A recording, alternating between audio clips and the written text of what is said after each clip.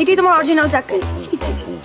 আমার তো ভাবতে ঘৃণা হচ্ছে আমি এই মানুষটাকে ভালোবাসছি। এখন তোমার ভালোবাসার কথা বলতেও লজ্জা করতেছে। এরকম একটা ফেক পিপল তোমাকে আমার দেখতে ইচ্ছা করতেছে না এখন। মে কাম ইন প্লিজ? 2 বছর একটা রিলেশন ধ্বংস করে ছেড়ে দিয়েছিলাম। কি দোষ ছিল সেদিন আমার? পিছু চুরি করে দিয়েছিলাম। আজ 2 বছর পর তুমি আমার অফিসে চাকরির জন্য আমার সাইনের উপর ডিপেন্ড করছে তোমার চাকরি হবে কি হবে না। এই অফিসে তোমার চাকরি স্যার। আপনাকে তো আমি একটা কথা বলতে ভুলে গিয়েছিলাম। চট্টগ্রাম থেকে আমাদের একজন ব্র্যান্ড ম্যানেজার আসবে আমাদের সেলসটা বাড়ানোর জন্য।